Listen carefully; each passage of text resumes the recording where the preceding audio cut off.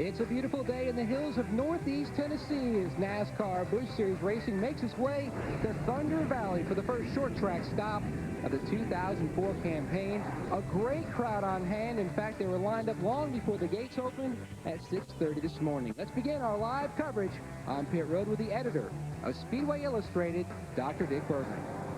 Thanks, Matty. Jason Keller knows a thing or two about going fast for a lap or two here at Bristol. In his last 4 time trials here, his worst start has been 3rd, and he collected a pair of poles in that. So what's it take to win the pole here today? That's pressure right there, but I don't know. We just got to have a real fast race car and got to be real comfortable. I mean, it's a real fast lap, but got to hold your breath and hope. And looking forward to big things. We didn't show a whole lot in practice this morning, but Wes made some changes. We got a big bear on the hood now with Bear Creek Soup, so we're going to go for it and see what happens. Well, Jason expects a lot of himself. His crew expects a lot of him as well. And indeed, if he doesn't have the greatest of qualifying runs, he is going to be as mad as the bear on the hood of his race car. Let's go to Matty. Thanks, Dad. Welcome, everyone, to the Bristol Motor Speedway. Along with Jeff Hammond and Larry McReynolds, I'm Matt Yoakman. And Larry, we talk about it each week. Qualifying is so important. But is it ever so important as it is here this weekend here at Bristol? Well, you know, most racetracks we go to that's a 200, 250 lap per mile race, I mean, you can pass if you've got a pretty good race car. This is a half-mile racetrack. It's a short track that thinks it's a super speedway. It has one preferred line, and when this race starts, 43 drivers are going to be all aiming for that one line. But the big deal here is pit selection can be so important. It can make the difference in where you pick winning and losing this race. But the other issue is after the first caution, Jeff, when these cars are single-file restart, the guy leading the race takes the green flag at the start-finish line. The guy running back there about 40th or worse, he's going to be coming off turn 2. He's already 3/4 of a lap down. You're exactly right there, Larry. When they talk about Bristol, they talk about it being so fast that some people compare it to being like flying a fighter jet inside a gymnasium. That's how quick it is around this racetrack. But, you know, guys, the other thing that Bristol's so famous about, crashes as well as temper. Earlier on the day, we've already seen a crash occur on the racetrack, and because of that, Greg Biffle gets in the back of Jay Sauter after coming up off the corner. This was in practice, guys. We're not even racing. Jay Sauter was very upset about that. Talked to his crew members, and they basically told me they weren't upset. They were pure team mad. We just got to Bristol, and we already got guys mad and running over top of each other. Surprise, surprise. I've always said, when you get here for this 3-day deal, you better check your feelings and your emotion outside the racetrack. If you bring them in here, you're probably going to get them hurt. Greg Biffle has carried that momentum from the win at Darlington to Bristol. He was the fastest guy in practice. We've got a full weekend of racing action coming ahead, starting with Bud Pole qualifying live on Speed. Tomorrow, over on FX, it's NASCAR Nextel Cup Series practice, followed by the NASCAR Busch Series Racing presented by Taco Bell on Fox. Sunday, the world's best drivers go head-to-head in NASCAR Nextel Cup Series Racing presented by Quaker State, live at 1 p.m. Eastern, 10 a.m. Pacific on Fox. Then wrap up your race weekend with the NASCAR edition of Speed News and NASCAR Victory Lane here on Speed. NASCAR continues all weekend long across the Fox family of networks.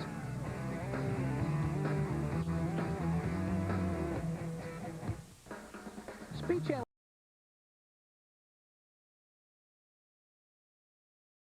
coverage of the NASCAR Busch Series qualifying live from the Bristol Motor Speedway is brought to you by John Deere. Nothing runs like a deer. And the first guy to go out to qualify today, set to roll off the grid, will be our Las Vegas pole winner, Mike Bliss. Well, Larry, I don't know about you, but I kind of like going out first sometimes because you go ahead, you kind of got that rhythm, early practice.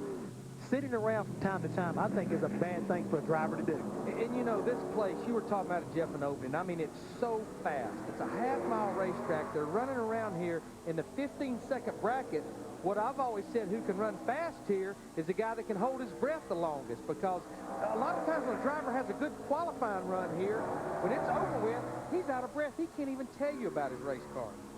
I guarantee you right now, these guys will definitely be holding their breath for these qualifying runs a day. 2 laps, less than 30 seconds. Don't surprise me one bit. And Mike Bliss on the clock. Last week at Darlington, he scored his first top 10 finish of the 2004 season, the Las Vegas pole winner. And guys, one thing to keep in mind, his crew chief was a guy, Steve Eddington, who had a lot of success here with Jason Keller. And I think that's the thing about Bristol. As you see, this is a concrete racetrack. It's not concrete in the corners and asphalt on the straightaways. It's concrete all the way around. And I think when you hit on a setup here, even though you have to tune on it each time, it kind of stays with you. It still will work race after race. But Larry, the other thing about that particular run, as far as if Mike Bliss finishes his first car out to qualify, and he'll be on the pole at least for the moment at a 15:48, is the fact I think a driver has a lot to do with that. You get a driver who gets a good feel for this racetrack and knows how to adapt to what the car's doing, he'll be good here every time. Case in point, guys like Darrell Waltrip and Rusty Wallace in the next to a Cup Series. Now, 1 year ago, David Green set a new track record with a lap of 15.169 seconds, and a lot of people feel like Biffle has a shot to break that today. Now, Greg was the fastest in practice at a 15:23, and we saw Mike Bliss. He ran quite a bit quicker on his second lap, and we may see that a lot today. Greg's first lap is 15:32. And he will call it quits after lap 1. Something didn't sound very good when he came down that corner right there, like something may have come a knot in that car. Yeah, something. It did make a big sound down in 1 and 2. So, yeah, his lap of record will be... And, guys, it is. His second lap. Yeah, 15:09 was his second lap. Sounds better there now. That is a new track record. and I talked to his crew chief, Brad Perry, this morning, and he said that when I told Greg that we brought Chassis 69 that he had so much success with back in 2002, he said he high-fived me. God, this was the track record holder here until Greg Biffle ran just a little bit ago. David Green comes in here second in the points in the 37 car. He was third quickest in practice. Runner-up to the championship last year, David Green tried to retake that track record honors. Car looks really good right there up off of 4. 15:22. We talk so much about going to temperature-sensitive racetracks. Being concrete, does it really matter where you draw here? I don't think so. Not like it does at a lot of other racetracks. But again, I want to go back to the mental part of it. Like you're talking about Greg Biffle, you get a driver who's got the right mental attitude. A lot of times it make a lot of difference. I don't think this racetrack is so heat sensitive, but I think it's driver sensitive as far as the attitude's concerned. And David Green's time, 15.225 seconds. Michael Waltrip on the racetrack to make his attempt at qualifying. He qualified 4th last fall and drove to victory lane. And he was 18th quickest in practice. Of course, right now, it was intended that Michael will run a limited Busch Series schedule, but he comes here third in the points. Rumor has it he will at least be in Nashville in 2 weeks when we're over there Easter weekend on Saturday to carry the Busch race on FX. 4th, and 8th in his last 3 Busch Series appearances in 2004. 15.489 seconds. And just for the fans at home, the reason we're a little delayed on giving the times out, what's happening here is they're actually running an extra lap in the beginning that they're not under the clock. But because it's a computer scoring, it's picking up that first lap. Well, Greg Biffle holds station atop with a new track record, followed by Green, Waltrip, and Mike Bliss.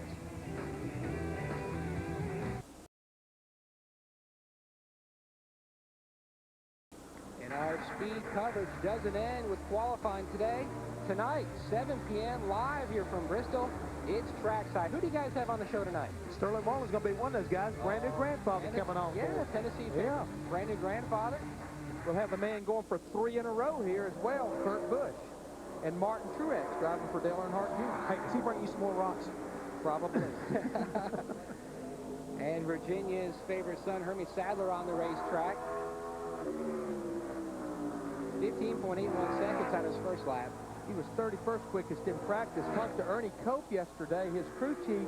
These guys are pretty excited. They are fixing to make a move similar to what the Wood brothers did at the beginning of the year. They are moving that operation from South Hill, Virginia, down to Charlotte, North Carolina. And let's go down to pit road and Dick Berggren. I bet Greg Biffle is having fun driving race cars these days. Won last weekend in Darlington, on top of the charts in practice, and a terrific run here in qualifying. But is the engine okay in this car? I tell you what, Brad and Parrott and all the guys, Al Tully, everybody's doing a great job on this charter car. And I think some of the speed of the Charter's internet service is kind of wearing off on this thing. It's a pretty awesome car. Right now, we can't do anything wrong. We're pretty happy about it. We don't know if that'd be good enough for the pole, but you know, it's going to get us probably a top 10 start spot. Okay, the booth was wondering about whether the car is okay. He did tell me off camera it is. And the 59 car, Stacy Compton on the clock. 19th, his best qualifying effort so far in 2004. That was at Daytona. First lap, 15:58. That's his quickest. He completes his second lap. He's going to have an honorary pit crew member for tomorrow's race, Tammy Anders. And if Stacy wins the race, she will collect $1 million in the Food City Acosta Crew Chief for a Day sweepstakes. So guess who she'll be pulling for? I guarantee I'd be pulling for her. Stacy moves up to fourth quickest. Second lap a little quicker to 15:44. On the racetrack now, Mike Wallace in the 4 car. Guys, I got a chance to talk to Mike just before we went out for his first practice session this morning, and he was pretty optimistic about this weekend. Car that he's run here before, different body, but the same chassis, he's familiar with it. Car been driving good. But he told me, he said, Jeff, this is the first time we've been working with this team all year long, and I really feel like we're coming together that we may have a chance to go to victory lane. Pretty optimistic about it. And the other thing was, he's been so busy trying to sell insurance to guys from Geico to come to Bristol this weekend. Imagine that. Mike's first lap, 15:46, fifth quickest. Seems like everybody's picking up just a little bit on that second lap. And he will currently sit in the 5th position. Larry Mack, how much does confidence come into play here? Well, I mean, it's huge, because the biggest thing is you have to have confidence in that 3,400-pound race car that you're going to leave pit road. And I keep stressing, half-mile racetrack averaging 127, 128 miles per hour. That's 150 miles an hour driving off in these corners at 36 degrees of banking. That's more banking than we have at Talladega. So you better believe the biggest thing you have to have confidence in is your race car. We've already talked to the guy who has the new track record. Let's talk to the guy who used to own it, to Dick Berger. And that's David Green. He started on the pole last year. Looking good so far. How was the run? A little bit too loose, Dick, to be on the pole. Of course, Greg turned a good lap right there, but my car is good. We got a little hotter, and we were so good this morning, we were afraid to make a change, and we said, well, let's stick with what we got. Jake said, hey, I should have changed a little bit, but still a good lap, and our Timberwolf, Food City, Pontiac is good here in Bristol. What a lovely place, but awfully exciting. Can't wait to get started. You and me both. Thanks, David. Andy Ponce just took the checkered flag with a lap of 15.907 seconds, making his 3rd career NASCAR Busch Series start. And boy, what a place to try to make your 3rd start here at Bristol. It's a character-building place in a lot of ways. And on top of that, he slowed down quite a bit from what he practiced at, guys. It's going to make things kind of tough for Andy maybe to get in the show. Here's a guy that really wants to get in the show and pick up his progress this year, and Ashton Lewis. Still looking for that sponsor. He said they were real close with a couple of companies, but so far nobody's sent him any kind of decals to put on her yet. But he's still optimistic, but he did tell me this. I said, Jeff, we're going to keep going hard for the next, probably like 15 races in, and then we're going to have to reevaluate our program. Same car, chassis, he finished 10th here in August with. It's such a fine line right there. You see that yellow line, and that separates not only the concrete from the asphalt, but that's a different degrees of surface right there. And you want to run right around that yellow line, but you don't want to dip those wheels off too deep because it'll upset the car. It throws the car off the racetrack. Coming off his best qualifying effort at Darlington, where he rolled off the grid from the 19th position. Good run, Fred. Great, real good quickest. Real good run. Now, Larry Mack, if you're going to buy a used car, what better used car to buy than one from the RCR stable that has 3 wins on it? That's exactly what Robbie Gordon did. Because I'm going to say this is the car that Kevin Harvick has raced here on several occasions, because Kevin has 3 wins here. And you know, what you have to remember is this is a brand new race team. And I talked to Robbie Gordon. That group has worked relentless over the winter and on into this racing season trying to get this team started. So to help themselves, they had to buy a couple of cars from Richard Childress to get going. Started out the year with a great no, 3rd place finish at Daytona, then another great run last week. One other thing, guys, talking to Robbie Gordon, I don't think anybody realizes this tonight. They had some bad luck with this team on the way back from Darlington. their cars actually got loose inside the transporter, destroyed both of the race cars going back to the shop from the race down there on Saturday, and he was pretty heartbroken about that, but those kind of things can't happen, so you got to be expecting the unexpected. And with these guys running as many races in a row as they're running, it can be a huge setback. Robbie's going to be 8th quickest at a 15:54. Picks up about a 10th on his second lap. And speaking of Kevin Harvick, he's on the racetrack in the 21 car. This will be his final start in that car for a few races because the young and up-and-coming driver that RCR is pushing will be behind the wheel at Texas. Yeah, he comes in here as the points leader, 24 points up on David Green. But remember, this team won the Owners' Championship last year with driving duties shared between Johnny Sauter and Kevin Harvick. That's their same goal this year, running all the races with 2 different drivers. Kevin was 7th quickest in practice. Guys, I think there's one thing we need to kind of like touch on right quick about Bristol. As you watch these cars go around the racetrack, we always talk about trying to seal the front end off to go fast. Here at Bristol, you want to keep the front end off the racetrack. This car is this racetrack is very rough, so you got to kind of like come in here almost like with an off-road type version of a stock car if you want to go fast at a place like Bristol. And Kevin Harvick turns in the 3rd fastest time at this juncture to Dick Berger.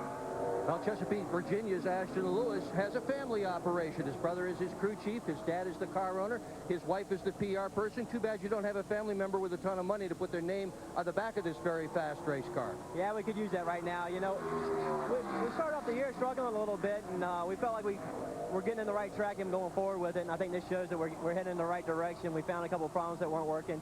We're actually still having a little bit of a brake problem here and still ran real well. So I think we got a great race car. I know we got a great race team. Come Saturday, we'll just keep doing our work, and we'll run to the front. Good run. Congratulations. Matty? Darlington pole winner Kyle Busch, talk about confidence. A great run last week. Turns in the 5th fastest time on his first lap, making his first Bristol start. Yeah, he was 4th quickest in practice at a 15:29. See if he picks it up a little bit on this second lap, about a 10th off on his first lap. He'll pick it up, but only just a little bit, so he's going to stay 5th at a 15:33. But guys, he definitely has a good coach when you talk about the fact that his brother, Kurt Busch, has 3 wins here at this racetrack. I would say And pretty good coach. The fastest guy in practice, Greg Biffle, still shows the way with a new track record.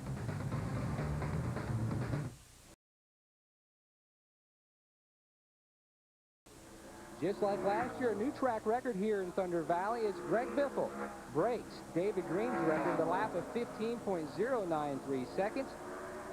On the racetrack now, Butch Jarvis from Blountville, Tennessee. This is his first Bristol appearance. And he was 41st quickest in practice.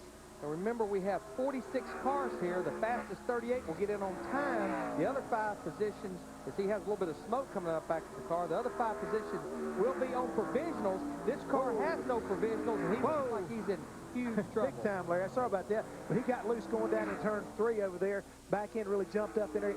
You talked about it earlier. He got down too low on the apron, and it shot him up the racetrack. Just about spun that car out. So that's probably going to be a car that's going to be loading up and going to the house. How about Dick Berggren? With Kevin Harvick, who certainly knows his way around this racetrack with 2 poles and 3 wins, qualified 3rd so far. That going to hold up? Probably not. I really thought the lap was better than that. The car, Reese's Chevrolet drove really good. It just didn't go as fast as I thought it would, but good lap for us. So we were really good in race trim. Concentrated really hard on Busch car and the Cup car and race trim. So hopefully it rains in the morning. Watch this guy tomorrow. He's fast. Kevin Harvick loves his place. Average start here, 4.5 in 8 Busch Series attempts. Hey, guys, we on the racetrack now. We were talking about provisionals, Matt. This is the first race now where they will be based off the 2004 points. The first 4 races, this is race number 5 for these guys. The first 4 races was based on 2003 points. So now we are on the 2004 point system. Watching Jason White in the 72 car, guys. He's got definitely a fender or something bottom out and rubbing on his car. A lot of smoke right there as he goes through the corners. And a guy who has always been fast this year, he's standing by with Dick Berggren, and that's Kyle Busch. Yeah, and he just sort of gave us that look. I didn't win the pole. Do you have to win every pole, lead every lap, win every race? No, you don't have to. Obviously, we haven't been able to do that quite yet this year, but we're always looking forward to doing that. You know, the Lowe's shop back guys worked awesome today, and want to give thanks out to all the Lowe's employees out there, but, you know, we gave it our all today, and maybe we can give it some more tomorrow. Yeah, the race is tomorrow. First trip ever to Bristol. He's done well qualifying 5th so far. Larry Mack had a great test session, Kyle Busch did. Then they had a throttle hang going into turn 1. They lost a race car that Brian Biggers nearly won the race with here last fall. Yeah, I mean, and that, just like Robbie Gordon's car is coming loose in the truck, that's something else can have a huge setback on your race team, is carrying a car up in the test session. And I was amazed at the amount of teams, Busch and Nextel Cup, that came up here and tested at this half-mile racetrack. I think, Larry, they're all trying to get a handle on this new tire. They want to make sure they got it right at a place like this, because tires here can be kind of important. As we watch Joe Nemechek right now, after his first lap, he was 11th quickest. Yeah, this is the same tire combination that these teams raced at Las Vegas last month, but a totally different track configuration. I was giving Brian Patty a little bit of a hard time after last week's situation where he kind of got out-snookered on the tire rule and Busch, and wound up being kind of like short one set of tires compared to everybody else. And Joe Nemechek completed his second lap, and he remains 11th. But Brian and them were kind of trying to laugh it off right there about how sometimes circumstances can get you in trouble. Yes, they can. And another guy who continues to impress this year, David Stremme in the 32 car. Yeah, he was 9th quickest in practice, just quietly comes in here, finished 8th in the points right now, so he's been very solid every week in this race car.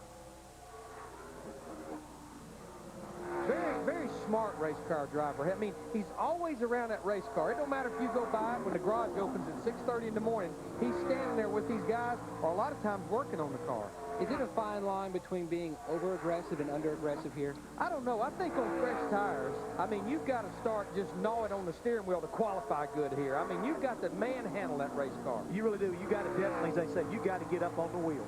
Good run for David. First lap, he's 4th quickest. If he picks it up a little bit on his second lap, he actually slows down just a little bit. Yep.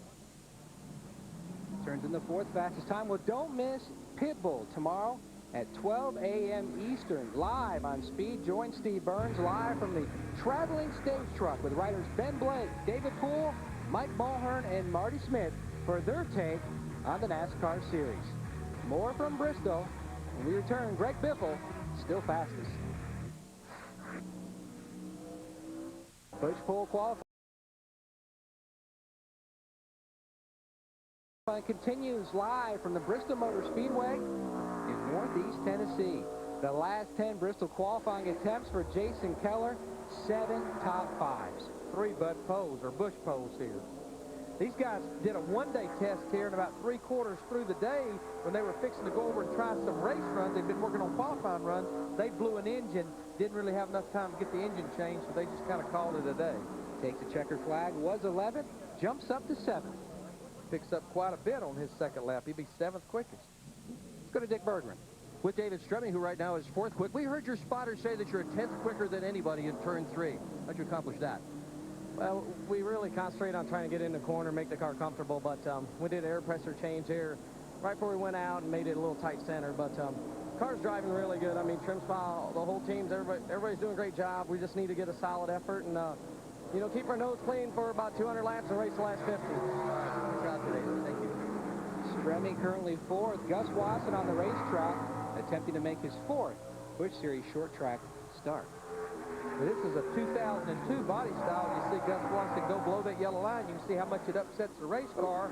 And real loose off turn 2. And all you can do to straighten the car up is roll out of the throttle. That pretty much kills the whole lap. Kills the whole lap right there. And he's very fortunate he didn't kill the whole car right there. It was a good save on his part. Now, Larry, to me, having a race car like that with that type of body, it really won't hurt you at a place like Bristol. This is not a big racetrack as far as aerodynamics. You just need to have a really good handling race car. Gus was 33rd quickest in practice. He would have been quick enough, you know, to have easily probably been in the field. Looks a lot better on this second lap. He's going to pick it up quite a bit, but he's going to stay 16th quickest. Now let's look at Gus Wasson come off turn 2. And you've been in the throttle on fresh tires way back in the middle of the corner. You pick the throttle up, you see right here, all the way up on the straightaway, the rear end just breaks loose, and you almost run out of racetrack over there. This morning I was talking to Jay Guy and Casey Atwood, and they pointed to Gus Wasson's trailer and said, they don't have a backup. I can't believe you come to Bristol without a backup. Ooh, right there is what you call flirting with disaster for sure. And Ron Hornaday Jr. on the racetrack, 2nd at Daytona, 8th at Darlington. His 2 best qualifying performances of 2004. This is a team, I don't think they have quite got their arms around this new tire combination just yet. And this will be one of the racetracks where it's a softer construction, but it's a softer compound. I think that's one reason it grips the racetrack better. That's the reason we're seeing some track records set almost every week. And I said, Ron, how'd your test go? He said, the test went great. The problem is we lost that car at Darlington. So this is not the same race car. He goes, but you know what? They're all blue. They all have a number 2 on them. And Richard Childress in that group, they work very hard to have all their cars the same. As Jeff, he's going to end up 6th quickest. 6th quickest. And thinking about Ron Hornaday, he's got 2 wins here in the Craftsman Truck Series, and he finished 2nd here in the fall race, so he knows how to get around Bristol. And Ron Hornaday trying to pull down his best qualifying effort in the NASCAR Busch Series at Bristol. We'll be back in a moment.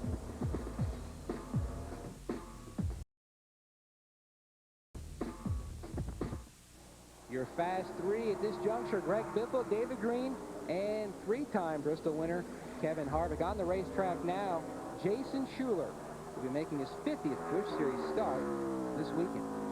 Jason was 39th quickest in practice. He's going to need to pick it up just a little bit from those practice speeds. 2 starts here last year, qualified 35th and 40th. First lap, 16:41. That's only good for 19th quickest out of 20 cars that has attempted to qualify. And Larry, right now, he's one of the guys that early on with last year's points was able to get into a couple of these races on provisionals based off of last year's car owner points. But now, with this new system and the way things are going to change over, he is going to be in a lot of trouble if he can't pick it up, and he didn't get enough, I don't think, to get himself in. Now, he picked up 2 tenths, but he only picked up 1 position. Yeah, that's what I say. It's going to be tough for him. On the racetrack now, the 47 car of Robert Presley. 14 races here at Bristol. 3 top 10 starts. And this reminds me of a Robert Presley type of a racetrack. You just get in there and you pull those belts 2 times, and you manhandle this race car around this half-mile high bank racetrack. Robert was 19th quickest in practice for Stacy Compton's teammate, running the Fords with the Robert Yates engines in them. First lap, 15:31. Good run for Robert, 7th quickest. I think this team right here is kind of like starting to get its legs up underneath. It's a brand new race team. Steve Plattenberger being the crew chief. Again, Robert and all these guys, they've got to kind of like get on the same page to be successful. And I think we're starting to see a little bit of that over the last couple of races. Hasn't run here since the fall of 1998. He finished 19th. Let's go to Dick Berger with Ron Hornaday. And he has been looking up at that scoring pylon time after time since you've gotten out of the car. Are you looking to see that you should have done better, or are you glad where you are? Well, I don't know. I mean, I don't know where I can get any better on the car. I mean, they gave me a perfect car. A bunch of the guys on the AT Gungo car gave me a great car. And I'm just looking up there. I don't know where you can get any more speed at. And we're sitting 6th right now. So, I mean, it was a perfect corner, flat-footed it and everything. So, I don't know. I mean, they didn't do nothing stupid, so it was pretty good. Okay. Back to you, Matty. Martin Truex Jr. on the racetrack. New colors this week. Taco Bell on the car. In fact, he told me, you know, I just want to win somewhere. Love to do it here, but just want to win somewhere. I believe he's very, very close. Finished 4th at Darlington last week. Comes in here 4th in the points. He did run the race here in August and finished 6th in this very same car. And he's the first lap. Got a good 3rd start so yes, far. he is. I thought he was a little bit loose coming to the green, but it definitely didn't slow him down any. 15:24. How about it? 15:14. A great lap. In fact, his crew chief, Kevin Bono-Mannion, told me he felt like last year he drew number 1, the number 1 spot to roll off pit road. He felt like mentally that might have hurt Martin in his qualifying effort, but he came back and had a great finish. And I'm so anxious tonight. Again, we mentioned earlier he'll be on our trackside show. I'm going to talk to him about his relationship with Dale Earnhardt Jr. Just, I believe these guys are pretty close buds. I think they are, too. I mean, I think we had learned a lot last week with Dale Earnhardt Jr. on our program, so it'll be interesting to see what he has to add. A 4th last week, his 2nd top 5 finish of the 2004 season, 4th in points. Mike Harmon, 4 races here at Bristol. Best start, 34th, 1 year ago. I think everybody remembers Mike Harmon was in a pretty horrific-looking crash over here off of Turn 2 a few years back that he was able to get up and walk away from.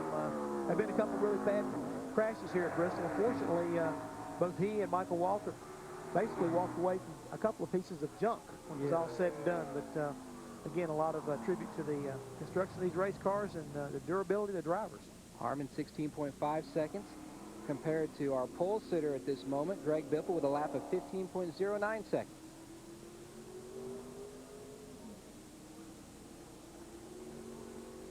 Morgan Shepherd, 61 years young on the racetrack now, making his 19th attempt at a Bristol Busch Series race. But he holds all kinds of records here in the Busch Series as far as poles, as far as wins. 4 wins, 3 poles. Now this car is another one of the cars that has no provisionals. He has to get in that top 38 speed, and he was only 42nd quickest in practice, so he's going to really have to step it up to get in this show. Morgan looks like he's having a little bit of trouble. He had a little bit of trouble down in 1 and 2. He looked better in 3 and 4. Jumps up to 22nd, 16.4 seconds. I believe he's going to have to pick it up. I mean, I think you're going to have to run at least into probably the mid-high 15-second brackets to get in this show. I think you're right, Larry. You got to be down around about 1570 to really even have a chance. Morgan did pick it up, but I don't think quite enough at about a 16 flat there. And we've talked so much about Martin Truex. Let's talk to him. Here's Dick Berggren. Here he is. Hey, you picked up a 10th over your practice. How'd you do that? Well, we just worked on the car. At the end of practice, we made a few runs. You know, we made a few qualifying runs, and we were just about as fast on our scuffs as we're on our sticker. So we kind of knew the car was better. You know, we by the way, drove and everything. But I'm real excited. We got a brand new sponsor this weekend, Taco Bell, and I get to go on trackside and see all them boys tonight. So I was hoping to get a pole and bring it on there with me, but hopefully we can stay second. Hey, win tomorrow would be okay, though. Let's go back to Matt. A number of sponsors on his race car this year, one of which is Long John Silver's. He goes, yeah, my dad's shrimp boats, they supply food to Long John Silver's. So it's kind of like that on there, yeah. Johnny Sauter on the racetrack now. 4 races here at Thunder Valley. Never led a lap in Busch Series competition. Came up here and tested. His first lap's good enough for 11th quickest. He was actually 6th quickest in practice. His best starts this year in 2004 are 6th at Rockingham, 6th at Darlington. He is currently 11th. We'll continue with more Busch Series qualifying live from the Bristol Motor Speedway.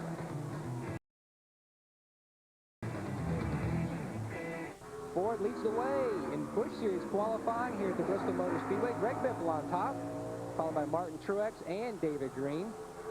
And Tony Raines back in the 74 car, guys. Yeah, right now I think this is just a one-race deal. They came up here. This is the car that Damon Lusk has raced most of this year. All the races they came up here and tested. Really struggled during the test. Tony Raines drove this car last year. In fact, he qualified 3rd for both events last year and finished 2nd a year ago. So right now, Damon has stepped aside just for one race. Yeah, I talked to Tony just a little bit about it. He's very excited to be back in the 74 car. Currently, he's 12th fastest after his first lap, but he said, man, it just feels so good to be thinking I'm getting a chance to come to a racetrack that I love so much. And I think he's going to probably be a factor before the weekend's all said and done in that outdoor channel number 74. Currently 12th. And my people, I've got people too, my people tell me that Danny the Dude Lasowski, the Outlaw champion, will attempt to make 2 Busch Series starts in 2004 with this team. I think you have an excellent opportunity right there. Bill Bumgarner always puts together a good effort. You know, Matt, I want to follow up on something you asked me a while ago just to clear it up. You talked about overdriving and underdriving the car. I think what happens when a guy slows down on his second lap, as Johnny Sauter did, is the crew chief calls a timeout. You know it's a good, solid time, and you try to step it up just a little bit for that second lap, and the car just won't take it. The law of physics takes over, I think. Justin Ashburn on the racetrack now, 22 years old, from outside Nashville, Tennessee. Hey, what band did he play for? You know, I don't know. Okay. I'm just checking.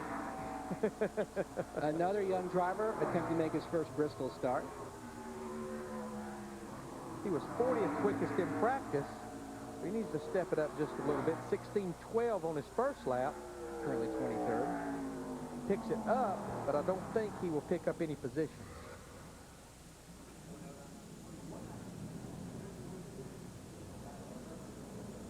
The other thing is, too, Larry, is we watch a lot of these guys make these qualifying attempts, and we see Casey Kane getting ready to come out in the number 38 car. You start watching that scoring pile on that timing monitor to see exactly where you start to fall in, especially if you haven't run the lap you'd like to have seen. It gets very nerve-wracking during this part, I think, of qualifying to the end. Again, we said the fastest 38 cars will be in on time, so with 46 cars here, that makes the magic number 8 cars. You have to beat 8 cars to know that you are in this field for tomorrow's race. Casey Kane continues to show the way in qualifying this year. A 9th at Daytona, 4th at Rockingham, a 3rd, and then a 2nd at Las Vegas and Darlington. Average start 4.5, and he's going to pull double duty again this weekend. 750 laps, Jeff Hammond. I'll tell you right now, it's a good thing he's a young man because it will wear you out. But, guys, one thing I thought was real interesting today, I was walking through the pit area as Casey completes his first lap, and he's 17. He was sitting at the back of the truck, just like he didn't have a friend in the world. And I walked up to him, buddy, and I said, hey, you look a little perplexed. He said, yeah, we've had a problem with the car not wanting to crank. Spent a lot of practice time. Wasted a lot of practice time not getting on the racetrack. Now the car didn't want to drive very well. He's ninth quickest right now at the end of his second lap, but he had this big old smile on his face. We'll get it figured out. We'll get it figured out, and I believe he will because he's just that kind of a personality. He picked up 2/10 on his second lap, and that moved him up about 8 positions. He told me after winning Homestead last fall that win not only gave him so much confidence, but it also gave that team confidence as well. Winning helps to fix all kinds of problems, Matt. I can promise you that. That little voice goes away that says, can you win? Exactly. Can you win? Yes, I did. Yes, I did. Michigan driver Stan Boyd made his second NASCAR Busch Series start last week at Darlington, started 37th. Did not qualify in both Daytona and Las Vegas. He was 35th quickest in practice at a 15:86. And that's exactly what he runs on his first lap. It's 15:86. That puts him 21st quickest. I think Stan needs to pick it up a little bit on this second lap just to be safe. Get out of harm's way, you might say. How difficult coming to a place like Bristol for the first time and trying to get the line down, trying to get the rhythm?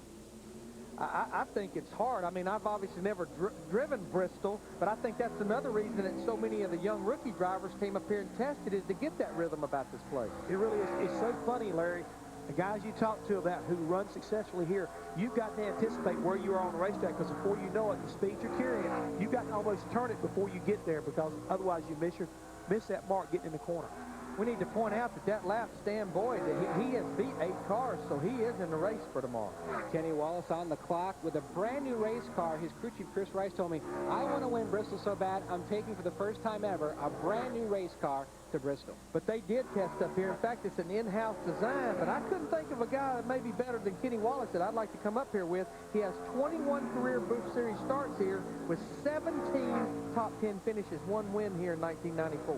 11th on the first lap. Let's see if he picks it up. He's going to be happy with that because he was only 21st quickest in practice. He picked up over practice. He must have took him a stack or 2 before he went out to qualify. And a cup of coffee to go with it. Maybe a YJ Stinger. Combo platter of qualifying live on Speed today. Coming up a little later, Nextel Cup Series qualifying live on Speed.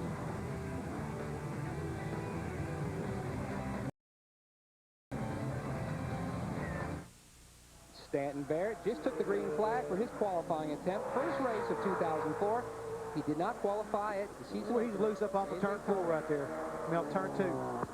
Man, he was 36th quickest in practice. If you're loose off of 2, Jeff, how difficult to get back into your rhythm going into 3 and 4? It depends whether or not you're a veteran or kind of like a rookie.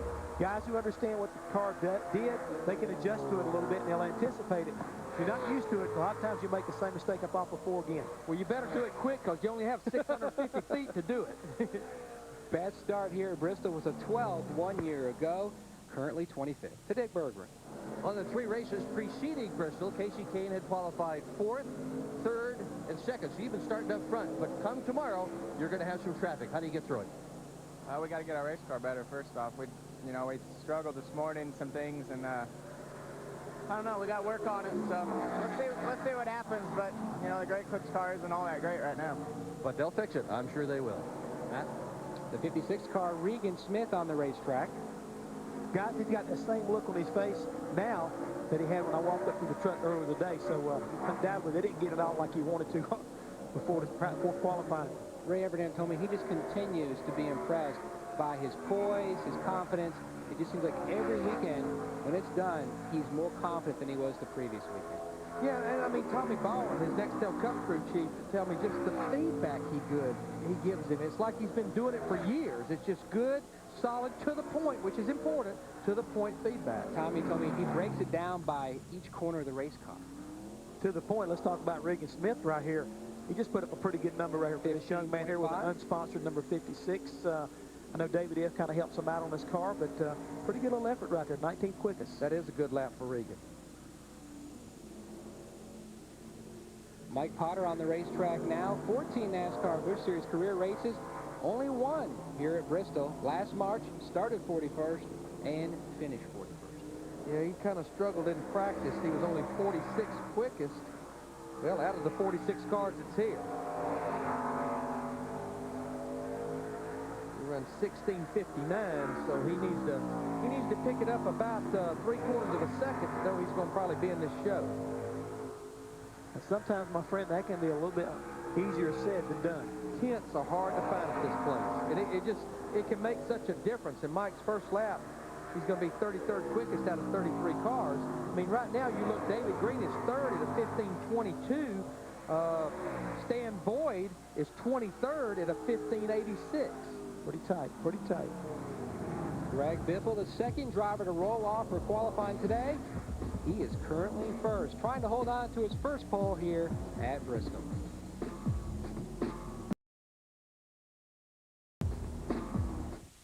.38-year-old Randy Briggs trying to make his first NASCAR Busch Series start. Ran here in the trucks last year, 17 races. And he was 38th quickest in practice at a 16:05. This is another one of the cars that has to get in the top 38. He has no owner provisionals available. Down in the garage a little earlier this morning, he come driving his car in during the practice session, and he basically got him a Darlington stripe here at Bristol. He come up off the corner and got in the wall pretty hard and did some damage to the right side of the car. The car doesn't look very good getting down in the corner, at least not to me, Larry. It looks like it's very unstable. Yeah, 16-16, 29th quickest. He needs to beat about 3 more cars to definitely secure a place in this field. Takes the checkered flag. We'll see if he does it. Jumps up a little bit, Larry Mack. Yeah, that's right there on the borderline. He needs to beat 1 more car, which very well could happen. He's giving himself an opportunity for sure. No, he's right there. He's in the show. He's in the show right now. Stanton Barrett in the 91 car. And I know we've not got to the 38 cars, but again, what we're basing it off of, you have to beat 8 cars to secure yourself a place in this field. Next up to qualify, Donnie Neuenberger in the 77 car. Another driver attempted to make his first start here at Bristol. You make sure you tell Steve Burns later on that even Donnie took the Maryland Terrapins off his car for the weekend. I can't say much. My Seminoles didn't fare too well this winter in basketball. There's always football season. There you go. There's Always next year. There's only one season at Florida State. That's it. Starts in August. Donnie was 45th quickest in practice. First lap, he's going to be 32nd quickest at a 16:37. Right now, the cutoff is about a 15:97. Trying to make his 12th NASCAR Busch Series start. He was sideways. Sideways off. He had to get up out of the throttle for sure on that, but he still picked up just a little bit. Jumps up to 29th, 16.03 seconds. But that helps Stanton Barrett out right there. Gets him in the race.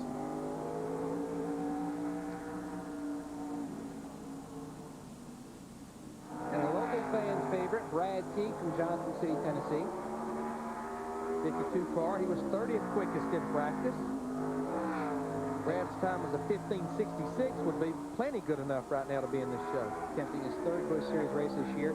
His 24th Busch race here at Bristol. A lot of laps. He's a veteran campaigner when it comes to Bristol, and Brad usually puts up some pretty impressive numbers. He's driven for a lot of different owners, and they always know that if you want to get a car in a race, this is the guy you need to put behind the wheel.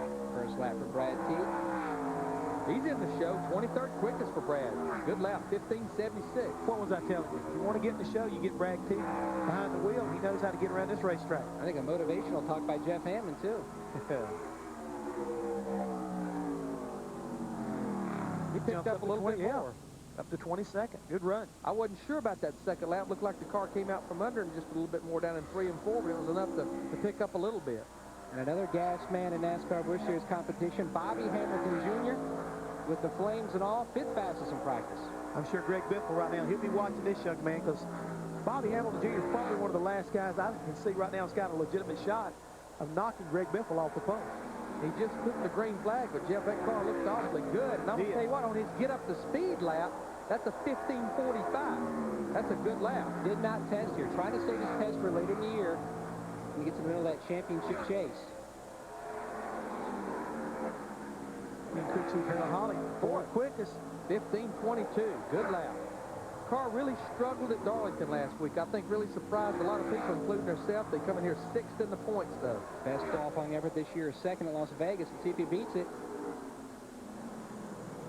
Slows down actually about a 10th at a 15:34. That's a good lap for Bobby, though. Makes you wonder, though, Larry, maybe he gave up a little too much goodie on that get-up-to-go lap, because it was pretty fast on that first lap. Yeah, I mean, his get-up-to-speed lap would have been good enough to put him into the top 20. Tim Fiedel getting ready to go on the clock. His best start at Bristol, a 4th. He was 14th quickest in practice at a 15:38. Nearly won this race back in 2001, finished 2nd. Starting to see a little bit of life with this team, though. Starting to come together. Tim told me at Darlington, it feels like the chemistry, everything is starting to really come together. 11th in the point standings. We keep going back and talking about attitude. If there's somebody out there driving a race car today that's got a good attitude, a positive attitude, a never say die attitude, it's got to be Tim Fiedel. And I think his new crew chief, Gary Cogswell, brings a lot to the party. I mean, Gary's been in the Busch Series for a lot of time, won a lot of races. Tim's going to end up 16th quickest at a 15:40 on his first lap. But I got news for you right now, Larry. He used up every bit of the racetrack and then some coming up off of turn 4, but he didn't get out of throttle. That car definitely stepped out on him. And his teammate Casey Atwood on the racetrack now. Casey was 10th quickest in practice, had a good run at Darlington last week, finished 9th. This is a brand new race car, untested until they hit the racetrack with it earlier today. He brings crew chief Jay Guy back to the Busch Series. Of course, Jay was over with the 10 car last year as a crew chief after James Ince left that Nextel Cup team. You know, back in the fall of 2000, he stood down in turns 1 and 2 during the Nextel Cup Series race, just watching Rusty Walls, trying to figure out his braking points, his line, just trying to improve his performances here at Bristol. He felt like it really helped him. Casey has a good first lap, 16th quickest at a 15:39. Another team just right on the edge. 3 top 15 qualifying efforts in 2004 already. Car looked really good off of 4 that lap. I tell you, I've been watching that Busch Series reality show on Speed Channel. I'm telling you, that is a great show. And what I'm seeing with Casey Atwood and his teammate Tim Fiedel, I believe Terry Bradshaw has turned the wick up on these guys. A lot of guys, it's time to do business. A lot of motivational talks there with TB. Let's go downstairs to Dick Berger. With Bobby Hamilton, Harold Holly, your crew chief, indicated he was happy with that run. How about you? Yeah, I mean, compared to where we're at, yeah, I'll take it any day. But, I mean, of course, we want the pole. If we could have had those extra 2 hours the 2 guys ahead of us had, just that little bit of info that they might have gained, I mean, the difference of 4th and the pole right now. Me and David was about the same. You know, I think I missed about 1/1000 or so. But the car is just, the tires are great here. I mean, they're on the changes. You can feel them in the car so much better. I don't know. Everything just seeming to be working out as far as the way the chassis, the way the tires, everything's working together. I mean, it's a great feel in the car. You can really hustle it, get in the gas early, just drive the heck out of it. The type of race car I like. So we ought to be good for that. And if that run holds up, it'll be your career best ever here at Bristol. Paul Menard picks up 2 spots in scoring. On the racetrack next, Derek Cope in the 49 car. This is, you know, Paul driving the 33, driving for Andy Petrie. This will be somewhat, I guess, Andy Petrie's home track, just up the road about an hour, hour and a half up in Asheville, North Carolina. And one thing I want to point out about Paul Menard, too, guys, coming to a place like Bristol, you kind of like wonder about whether or not he could handle this facility or not. Got news for you. He sat on the pole last year at an ARCA race in Winchester, Indiana, another high bike racetrack, and he's also ran 2nd and finished 4th up in Salem. So he knows about these short tracks and the high bikes. And he did run in the NASCAR Craftsman Truck Series race here last year, so he has a little time, a little bit of experience. Derek Cope takes the white flag. His best ever short track finish came right here in Thunder Valley at 6th back in 1996. I know this is the Busch car, but I'm going to tell you that everybody was so happy last week at Darlington for Derek. Qualify 5th in his Nextel Cup car, and they actually had a pretty solid run all day long as well. And Greg Biffle still holding station on top with a new track record. Just how close was that 12 spin almost? Jesus. Oh, she's just race ready. And NASCAR modified star Jeff Fuller, who won here a few years ago, on the clock. Teammate Joe Nemechek. He was 24th quickest in practice. Always runs good at this place. So he has definitely got a feel for Bristol.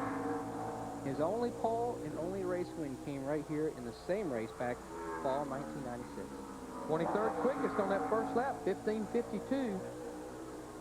Right now, Jason White, Mike Harmon, Butch Jarvis, and Mike Potter has been bumped out of the top 38. Of course, other than Butch Jarvis, those other guys may be eligible for a provisional. Joe might want to come over and talk to his teammate right there, because right now Jeff Fuller has out-qualified the owner. Yes, he has. Jumps up to 22nd. His last Busch Series top 10 came here, a 9th back in the fall 1997.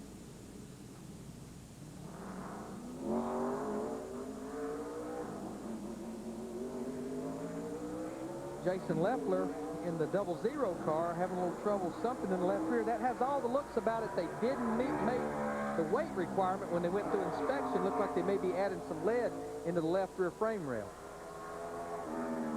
Johnny Benson on the racetrack. Last Busch Series start here at Bristol back in 1995. Started 3rd, finished 12th, led 113 laps that day. He was 20th quickest in practice. Johnny, the pole sitter, the Busch Series pole sitter back at Rockingham, second race of the year. We're being told that Steve Grissom, past Busch Series champion in the 36 car, they will not make a qualifying attempt. They had an engine problem in practice, but they still will be eligible possibly for a provisional. And we're hearing that Jason Leffler, what NASCAR does, when you go through inspection and your time comes up for qualifying, if you're not there for your attempt, they put you on what we call the 5-minute clock. The clock starts running. Regardless of what your problem is, you have 5 minutes to present your car for qualifying. Johnny Benson coming off his best finish of 2004 at Darlington, a 6th.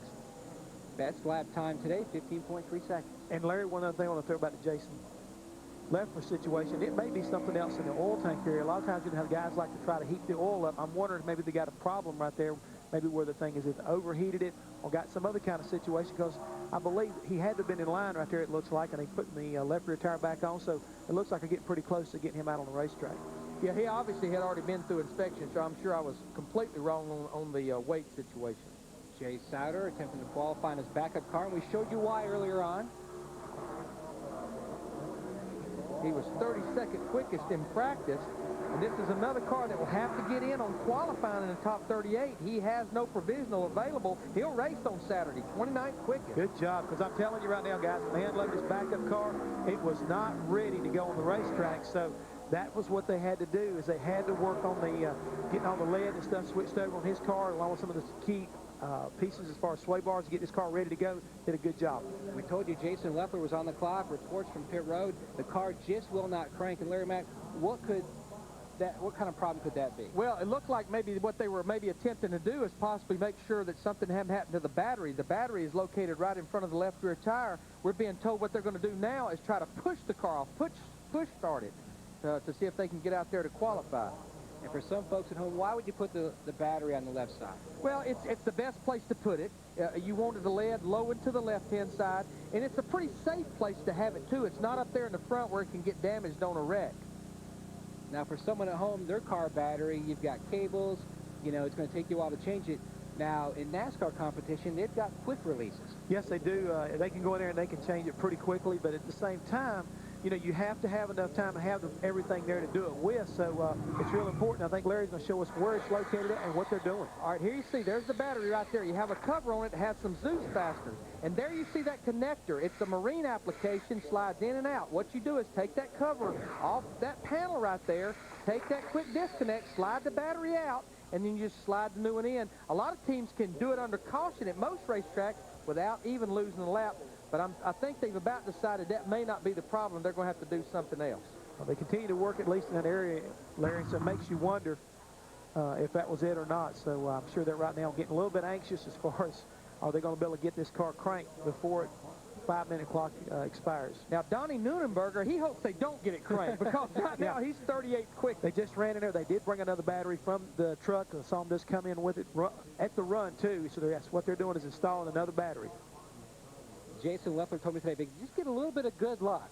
They definitely had some bad luck this year so far, Matt. And you saw also a picture a second ago of Booty Barker. He's the gentleman sitting right here. This is the crew chief of the car. And I'm sure he's getting a little bit anxious because, again, I believe they've got a pretty good race car, and they need to qualify so they can get themselves a preferred pit position as far as that's concerned. That's the reason why you say they got it fired up. Good job by the crew. Now, the driver can just help them out and get them a good lap now. Yeah, I mean, they were 12th quickest in practice, and Jeff, just like we were talking in the opening, they're in the show. They had a provisional, right? But you don't want to start 39th. You'd much rather start up there where he practiced. Exactly. That's not what's important right now. It's getting that a pick of a pit so you can at least choose your own poison. You both have dealt with so many drivers through the years. Is it tough when something like this happens, when you're ready to roll off the grid, mentally to get your driver focused and get back to the task at hand? It's not good. I can tell you that right now. It just throws their rhythm off. You know, they're ready to qualify. They go to hit the starter switch, and it won't crank. And on top of that, Larry, if you look, the left front hood pin has got pulled loose and somebody didn't reattach it. Again, that could be a distraction to this driver, so be interesting to see how Jason responds. Well, he responded well. Right. 10th quickest. You know what it did? It made him mad. It made him mad. 12 fastest in practice. Jason Leffler currently 10th, 15.328 seconds. He may pick it up a little bit here. Slows down just a little bit, so he'll be 10th quickest. That bumps Donnie Neunenberger out of the top 38. But if the 36 car, Steve Grissom, indeed's not going to qualify, and he's not, Morgan Shepherd will race in this race tomorrow. Let's check in with Dick Berggren. And I'm going to just sort of jump in here with Greg Biffle. Congratulations. You have just won the 10th pole of your Busch Series career. How's it feel? It feels really good. You know, I got to tell you, Brad and all these guys have done a great job on That's Brad Parrish, crew chief. Yeah, they've done a great job on the charter car, and he was just telling me it's the first time he's been here with a Busch car, and we're looking over pit selection, you know, where we're going to pick at. Obviously, picking a pit spot here is real important, so we're discussing that, but I'm excited to have that charter car up front again. You know, coming off a win last week, can't be happier right now. So you get to pick your pit first. Where do you want to be?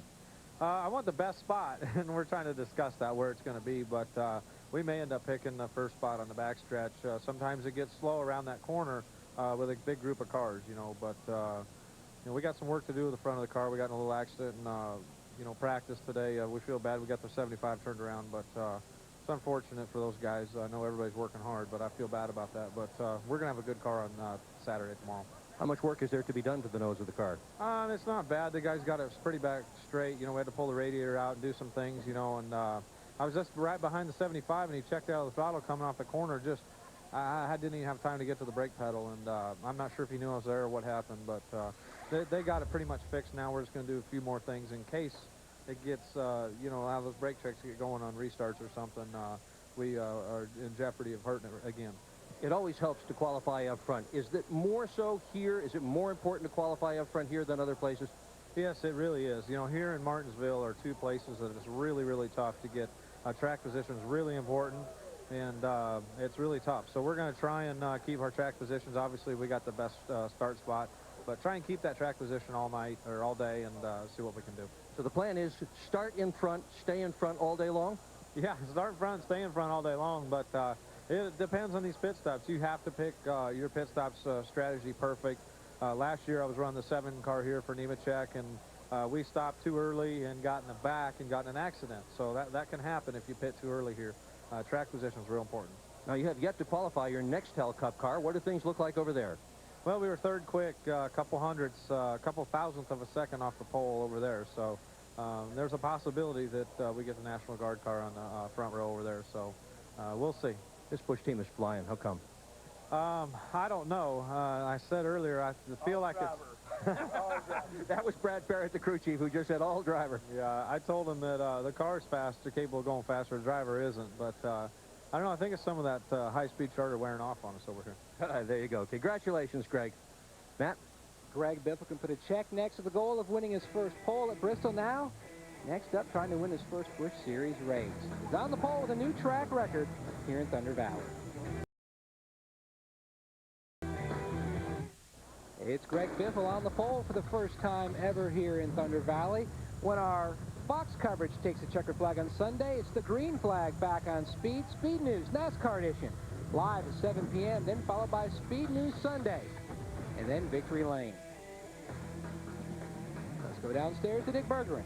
And I'm with Jason Leffler, who drove sprint cars and midgets for many years, and those cars, for most of your career, didn't even have batteries. They were powered by magnetos. You ready to go back to that stuff after what just happened? No, not at all, but they all have batteries now.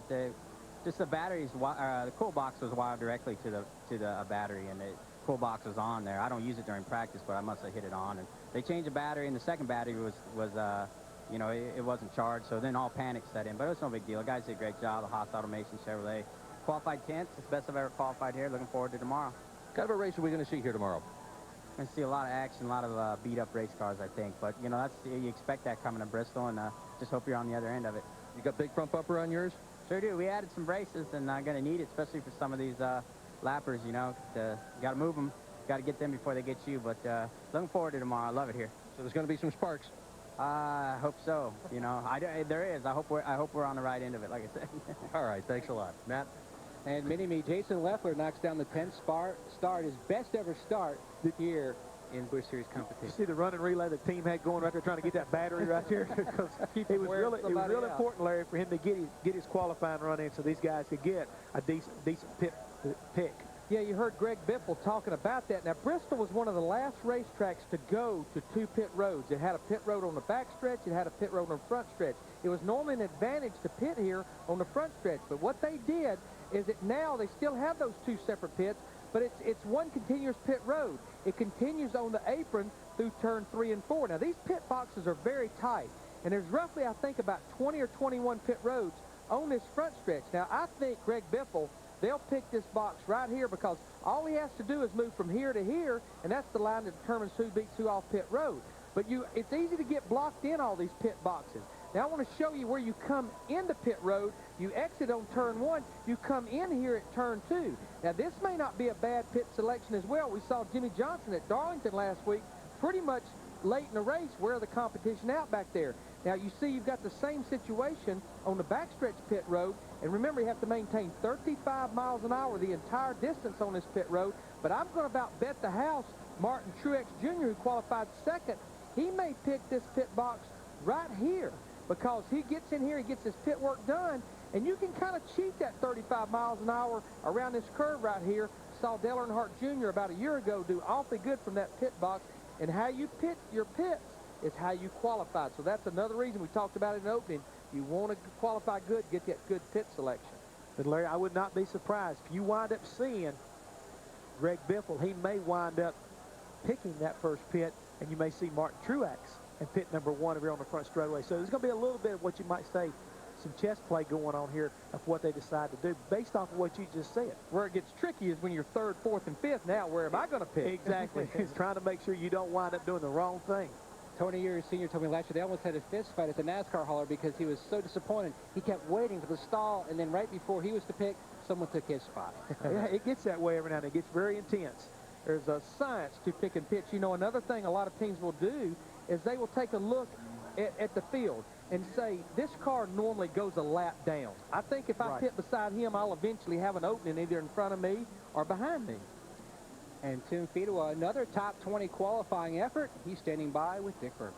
Well, you're talking about picking pits, and Biffle gets to pick first, but Timmy Fedewa gets to pick 19th and 18 cars in front of you. How do you get through all this to win the race on Saturday? Patiently. I think that's the name of the game here, but you can't be too patient because they're running up from behind you, and if you hold anyone up for more than a lap or two, they're going to move you. So we got a good race car. Hot Tamale Chevrolet is a little better than that in practice, and I don't know, we loosened her up a little for qualifying and got her a little too loose. You can see him pounding on the, I got her up in the fence coming off of 4 on the last lap, and put a little racing stripe down the quarter panel, but you know, that's Bristol.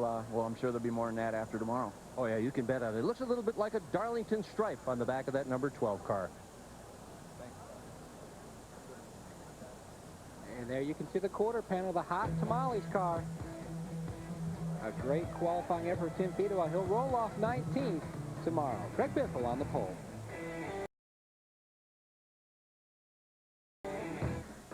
Speed Channel's coverage of the NASCAR Busch Series qualifying from the Bristol Motor Speedway is brought to you by Radio Shack.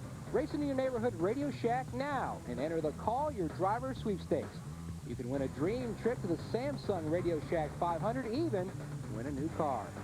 Enter today at Radio Shack and by Bombardier ATV. See the Outland Max, made for 1 or even 2 riders. Hammond and Larry Mack. Bombardier ATV, follow no one. Let's go downstairs to Dick Bergeron. One of the big stories this year has been all about the kids, the rookies, the youngsters, and whether they have an advantage or does the advantage go to the senior drivers, the guys who have been around for a long time? Call Johnny Benson one of those at age 40 with a long career in NASCAR. Who has the advantage here at Bristol? Well, probably for qualifying, obviously, the rookies got a pretty good shot, you know. But I think as the race goes, you know, the veterans know what they can and can't get away with here. And some of the rookies don't know that yet. They're going to learn that as the race goes. But I think as the race gets down to the end, you know, the guys with the good cars and good equipment are going to end up in a pretty decent spot. What can you get away with? Not a lot. there's a little bit, but not a lot here. I mean, it's pretty tough. But I know the old yellow Transportation Dodge is in pretty good shape in race trim. We ended up 15th in qualifying, but I'm pretty happy with that in race trim. Okay, John, thanks. Good luck tomorrow.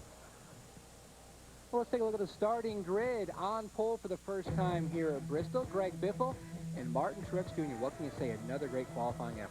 For the most part, all the manufacturers represented there in the first 3 rows. In fact, the top 3, Ford, Chevrolet, and Pontiac, and David Stremme, the fastest Dodge in 6. How about looking back in row 4? How about Ashton Lewis right there? Unsponsored, still digging. Yes, he is. And just think, all that drama, and Jason Leffler still knocks down a top 10 start. Casey Kane pulling double duty. We talked about it, 750 laps this weekend in row 6. Tony Raines, remember the good runs he had here last year. He's going to start inside row 9, that 74 car. And Michael Waltrip back here in row 10. Stood on his head last year. Exactly. One here in the fall race. It was not pretty, but he did it. It was like a half gainer, about a 5.5. And also Joe Nemechek and Jay Sauter there in row 15. Remember Jay Sauter in a backup car. And Greg Biffle, what can you say about Greg Biffle? Wins the pole, new track record. We talked about it. He's going to run the entire schedule this year. And mentally, what does that do for Greg Biffle? I think it helps him a lot, really, Matt, because of the fact that he gets that rhythm going. It works in his favor. And I think so far this year it showed. 46 drivers attempted to qualify. Those that are going home, Mike Potter, Justin Ashburn, and Butch Jarvis. And we've talked a lot about Greg Biffle winning last week at Darlington. He hopes to break through again here in Thunder Valley. And I do think it's an advantage for these guys. Darrell and I talk about it all the time when these guys do the double duty because the rules are so close, the tires are the same. The only thing I question is 750 laps at this place with the driver's body going through 2 or 3 Gs at each end of the racetrack. Sunday, that's going to be 1,000 times except for the caution lap. And Casey Kane, when he ran the 500-miler at Atlanta and didn't have a bush race on Saturday, he said, wow, I really felt it. I'm going to say, you guys, you better make sure you eat your Wheaties when you come to Bristol because this place right here, we've already said it before, it is bad fast. You better be ready for it. And we've got a full weekend of action on the Fox family. Our full weekend of racing action continues next as the starting position is on the line in Budpool qualifying here on Speed. Tomorrow, over on FX, is NASCAR next to a Cup Series practice, followed by Busch Series racing. The Taco Bell race here on Fox. Sunday, the world's best drivers go head-to-head in NASCAR next to a Cup Series racing presented by Quaker State at 1 p.m. Then wrap up your race weekend with NASCAR edition of Speed News, the NASCAR Victory Lane here on Speed. NASCAR continues all weekend long across the Fox family of networks. We'll see you soon. Stay tuned to Speed.